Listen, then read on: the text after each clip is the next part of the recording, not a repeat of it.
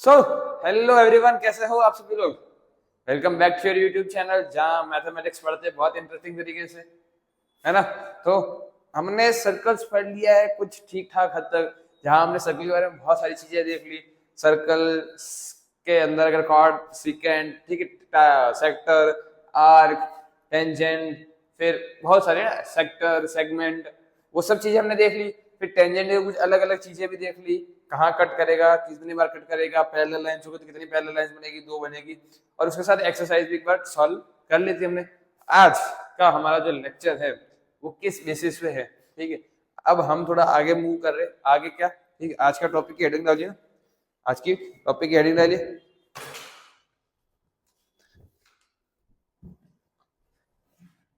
आज के टॉपिक की हेडिंग है number of tangent, number of tangent from point on a circle.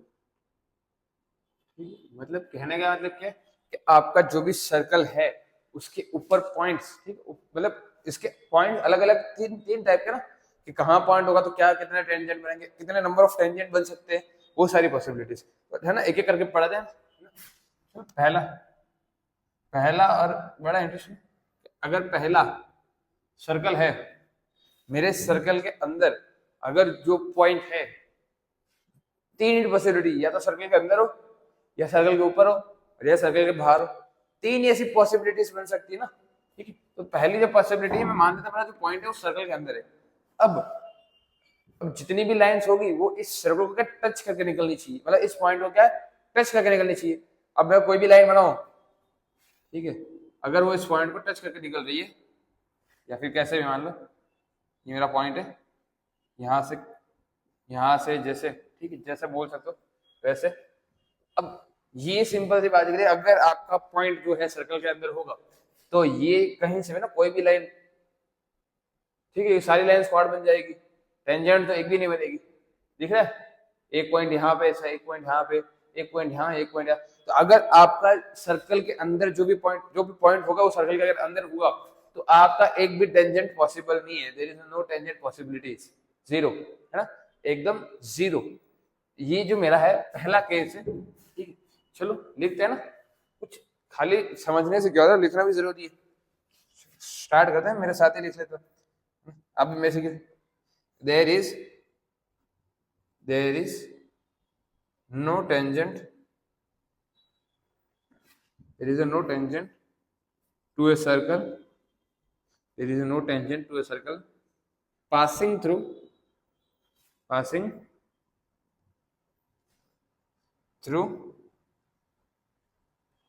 a point, a point lying inside the circle, a point lying inside the circle. अगर हमारा जो भी point है वो सर्कल के अंदर हुआ, ठीक है, अगर जो भी पॉइंट है वो सर्कल के अंदर हुआ तो वहां पे एक भी पॉसिबिलिटी है ना, एक नो टेंजेंट, एक भी टेंजेंट बन ही नहीं सकता। ये मेरा पहला केस है। दूसरा केस क्या है, पहले केस में क्या था, पॉइंट जो था वो अंदर था, अब जो भी है वो पॉइंट कहाँ है, बाहर है। छोटा ही सर्कल बना देना, बहुत बड़ा बड़ा बना देते हैं लोग। दूसरी पॉसिबिलिटी क्या है, मेरा जो सर्कल है, जो पॉइंट है, मैं मान लेता हूँ मेरा पॉइंट यहाँ पे, तो यहाँ पे क्या एक टेंजेंट तो बन ही सकता है। हमने अच्छा एक्टिविटी की थी ना, एक टेंजेंट पॉसिबल है। अब हमने है ना कल के लेक्चर में देखा था, मतलब पिछले वाले लेक्चर्स में देखा था, क्या देखा था कि जो टेंजेंट है हमारा, ठीक है, मतलब एक पॉइंट से सिर्फ एक ही टेंजेंट पास होता है। हमने एक्टिविटी की थी ना, एक्टिविटी 1 जो थी, उनमें हमने क्या देखा था कि एक पॉइंट से सिर्फ एक ही टेंजेंट पास हो सकता है, उससे ज्यादा टेंजेंट पास होना पॉसिबल नहीं है। अगर उससे ज्यादा हमने बनाने की कोशिश की तो सेकेंड में कन्वर्ट हो जाते हैं, ठीक है। तो यहाँ पे देखो ना दूसरा point, there is there is only one tangent, there is only one tangent to a circle, या फिर there is a only one tangent possible when point is on the circle, on the circle, कि अगर हमारा जो point है वो circle के ऊपर हुआ, ठीक है, मैं मान लो यहाँ ना, यहाँ पे भी मान लो अगर मेरा कोई पॉइंट यहाँ हुआ और मैं यहाँ से एक टेंजेंट बनाने की कोशिश करूँ, ये हर बार सेकेंड ही बनेगा। ये जो एक पॉइंट होगा तो क्या वो भी एक टेंजेंट बनेगा, तो एक पॉइंट से एक टेंजेंट पास हो सकता है। अगर सर्कल के अंदर हुआ तो एक भी टेंजेंट नहीं बनेगा, अगर सर्कल के ऊपर हुआ तो एक टेंजेंट बनेगा। अब तीसरा केस है ना, तीसरा है ना बड़ा महत्वपूर्ण केस है, ठीक है, तो इसे जरा ध्यान से देखना। महत्वपूर्ण क्या केस है, आगे और भी बहुत सारी चीजें इसके अंदर सीखने लायक, जैसे कि मैं मान लेता हूँ कि सर्कल के बाहर ना ये पॉइंट जो था वो सर्कल के अंदर था, फिर हमने लिया पॉइंट जो सर्कल के ऊपर होगा, और अब हम ले रहे हैं कि एक पॉइंट मेरा यहाँ पे एक सर्कल के बाहर है। अब क्या मैं एक लाइन खींचता हूँ, अब ये क्या पॉइंट को शिफ्ट कर देता हूँ, पॉइंट यहाँ पे शिफ्ट हो गया, ये मेरा दूसरी लाइन आ गई।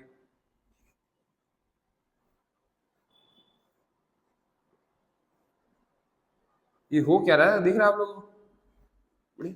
मैंने पहले लाइन ऐसी थी, वो धीरे धीरे खच खच खच खच दूर ऐसे ना, ये है ऐसे धीरे धीरे धीरे धीरे मैं इसको टिल्ट कर रहा हूँ, धीरे धीरे धीरे मैं क्या कर रहा हूँ इसको टिल्ट कर रहा हूँ, है ना, फिर से और कर रहा हूँ। अब जैसे ये धीरे धीरे, ऐसा नहीं इनके बीच में कुछ नहीं, ऐसा नहीं, इधर भी है बहुत सारी लाइन्स है, ये है ना वही बात है, ऐसा कुछ है। धीरे धीरे क्या कर रहे हैं, इस पॉइंट में से एक ऐसे लाइन भी निकलेगी जो क्या करे इस सर्कल को टच करते हुए निकल जाए, इस सर्कल को एक पॉइंट पे टच करके फिर निकले, है ना, और डिलीट कर देते हैं। अब तो पहले कितनी बनाओ क्या फर्क पड़ता है, हालांकि लाइन पॉइंट में से पास नहीं हो रही, लेकिन समझ गए ना। और एक बार ऐसी लाइन आएगी यहाँ से जो सर्कल को इस पॉइंट पे टच करे ना,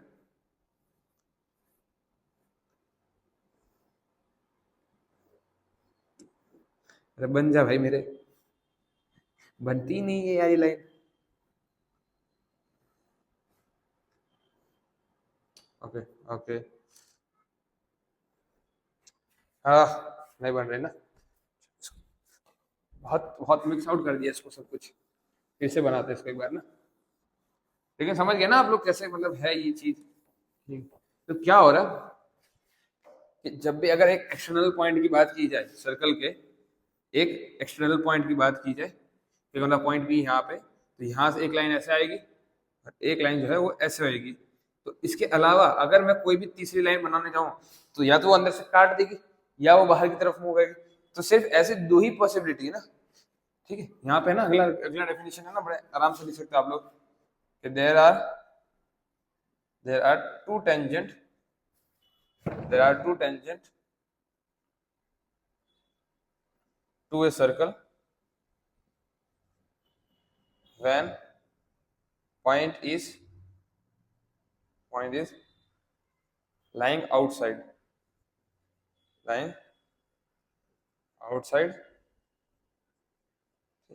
अगर जब पॉइंट बाहर होगा तो वहां से कौन सी कितनी पॉसिबिलिटीज है, दो पॉसिबिलिटी, एक ये और दूसरी ये, ठीक, ये जरूरी है, ये तो इतना जरूरी था। अब हम इसके बारे में थोड़ी और जानकारी लेंगे ना, ये बड़ा जरूरी चीज है ना, ये इसको समझना बड़ा जरूरी है। पहला पॉइंट में क्या था कि अगर सर्कल के अंदर पॉइंट हुआ तो कितने टेंजेंट बनेंगे, तो वहां पे एक भी टेंजेंट नहीं मिलेगा। अगर सर्कल के ऊपर हुआ तो कितने टेंजेंट बनेंगे, तब एक ही पॉसिबिलिटी टेंजेंट बनने की, कितनी, सिर्फ एक, क्योंकि उसके बाद वो सेकंड में कन्वर्ट हो जाता है।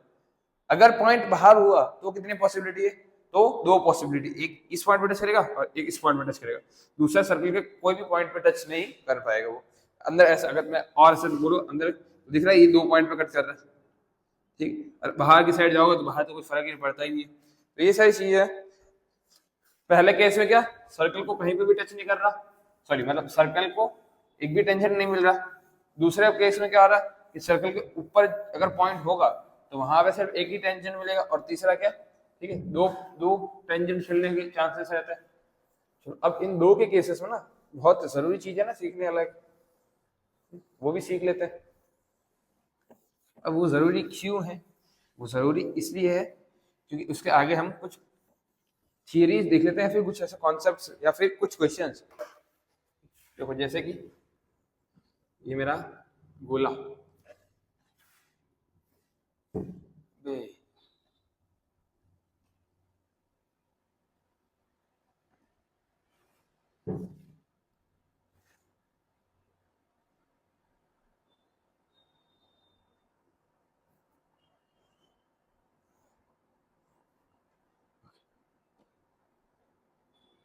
ये मेरा कोई पॉइंट पी है।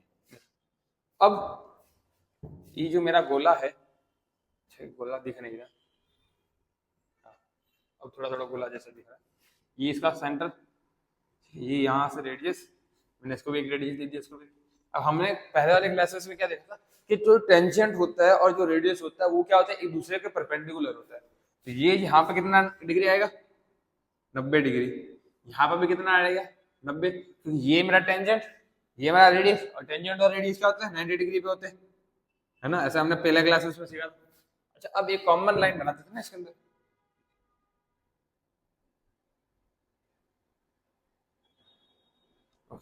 नामकरण पी क्यू आर और यहाँ पे एस। अब यहाँ पे सिंपल सा एक ही कॉन्सेप्ट है जो आपको समझना है कि जो पी एस होता है वो बराबर होता है पी क्यू के।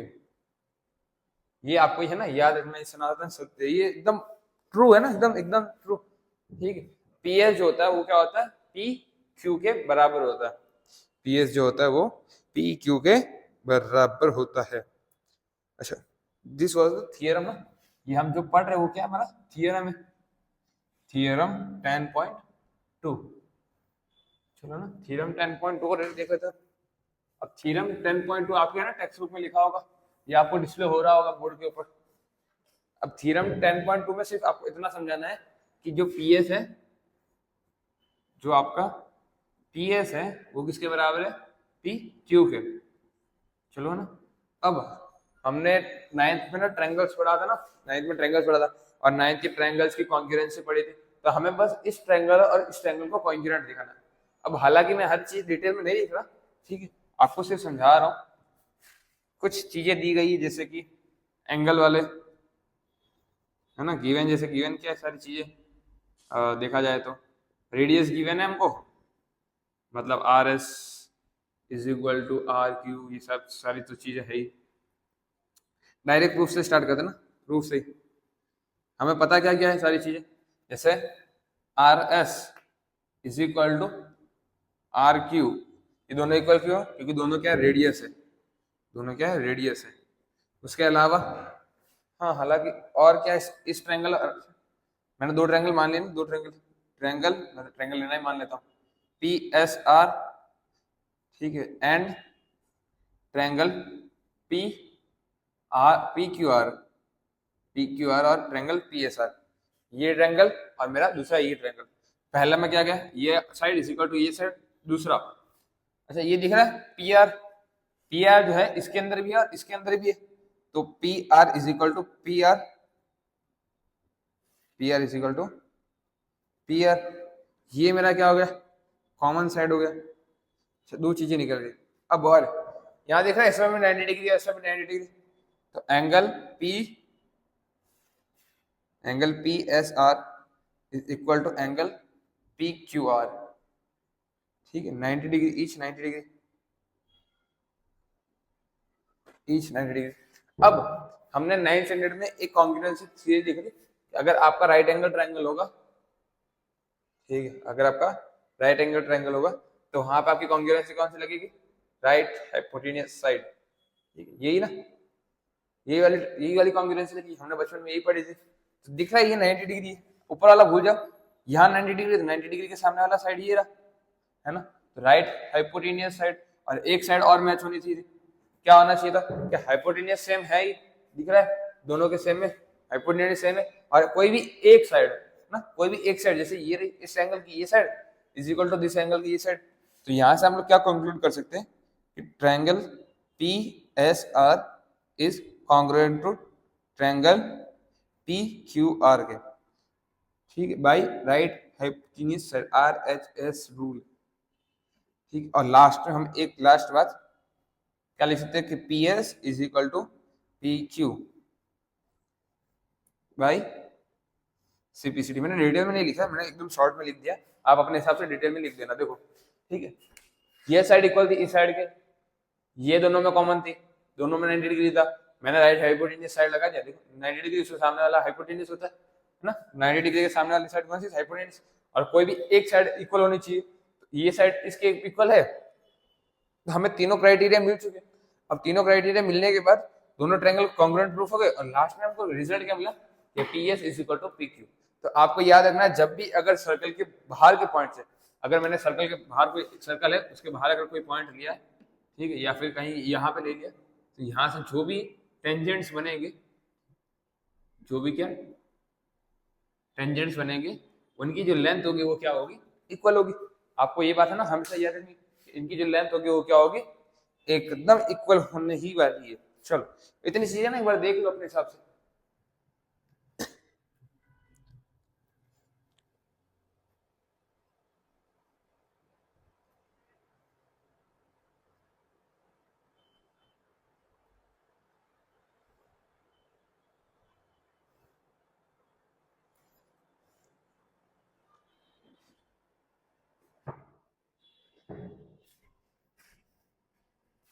हाँ तो अब क्या, अब क्या, अब हम सोच रहे हैं, हम क्या सोच रहे हैं वो तो आज का लेसन मतलब ज्यादा बड़ा नहीं रखते ना, इसको यहीं पे खत्म कर देते हैं।